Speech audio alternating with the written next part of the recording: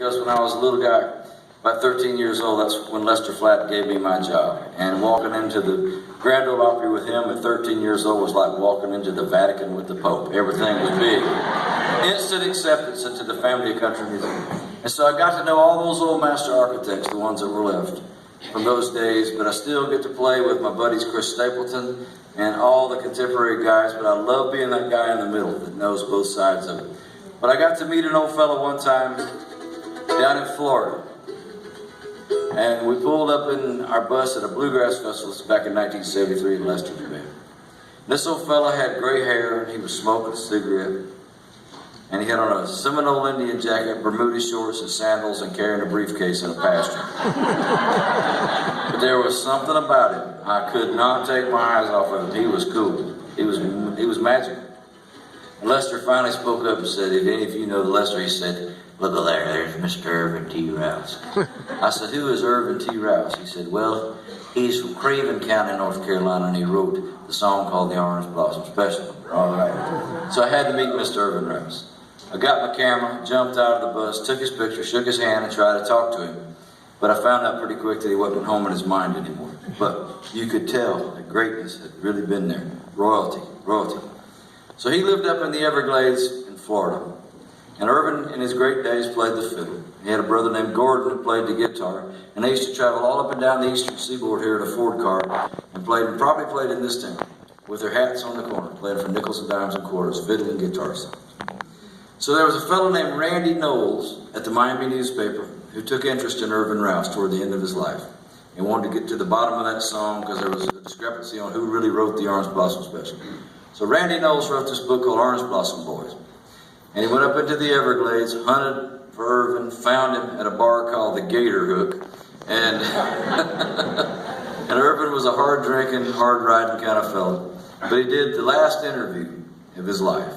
And the last question of the day was, "Mr. Irvin, you've written a lot of good songs.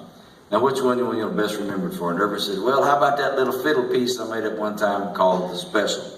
And Irvin just called it The Special. So that's a country music song that I dearly love, and it is the theme song to our Congress of Country Music in Philadelphia, Mississippi, and he is our patron saint. And I'm going to bring it back home to Carolina tonight. It's like this.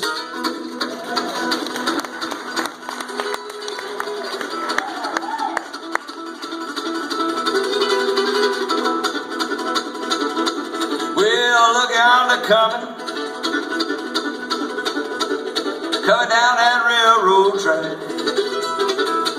I said, look out, they're coming down that railroad track. It's that Orange Blossom Special, bringing my baby back. Well, you talk about your traveling, she's the fastest train on the rails. Well, you talk about your traveling,